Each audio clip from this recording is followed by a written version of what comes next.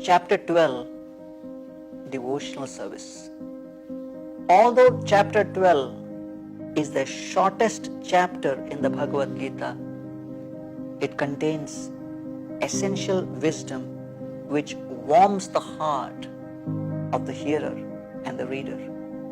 Entitled Devotional Service, this chapter discusses the path of devotion, the stages one may undergo to achieve it, and the qualities of the devotee who has perfected it. God essentially means the supreme controller, but in this chapter we gain insight into the more cherished aspects of God's personality and the disposition of the devotee who's fully in love with Him.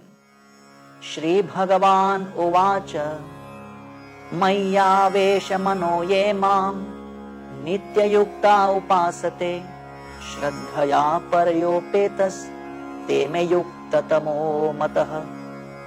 The Supreme Personality of Godhead said, those who fix their minds on my personal form and are always engaged in worshipping me with great and transcendental faith are considered by me to be most perfect.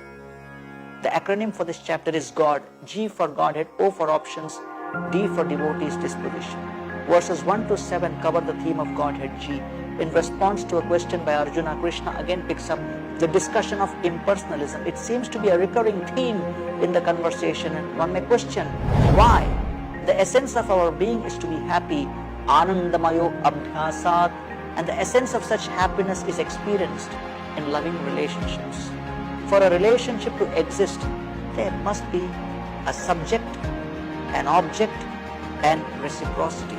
But impersonal notions of oneness kill all three and therefore cheat the individual of true happiness. Krishna explains that a personal approach to God through Bhakti Yoga, devotional service, is more practical in the immediate term and more fulfilling in the long term. While those who tread the impersonal path of spirituality undoubtedly receive spiritual merit, their progress is piecemeal and a great deal more troublesome. Thus, one reason Srila Prabhupada continuously refers to Krishna as the Godhead is to remind us that God is ultimately a person who must be approached as such. Verses 8 to 12 cover the theme of options. Here Krishna demonstrates his magnanimity and understanding. Having delineated the topmost practice of Bhakti Yoga, he goes on to offer other options, recognizing that some may find it difficult to immediately embrace a devotional path. Progressive steps towards such a devotional spirit include the practice of regulated spirituality, worship through one's daily work, and the cultivation of knowledge. Verses 13 to 20 take us through devotee's disposition, or D. As one embarks on the spiritual journey, they begin to develop saintly qualities. Krishna concludes the chapter by elucidating the disposition of perfected devotees. They exhibit qualities such as tolerance, determination, satisfaction, equanimity of mind, and their purity of consciousness is clear to all. Devotees endowed with such endearing character traits conquer the heart of Krishna, who becomes bound by their spotless devotion.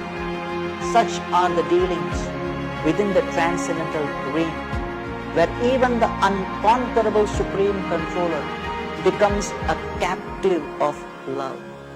Yetu dharma mitamidam yathoktam paryupasate shraddhadhana matparama bhaktaste tivame priya.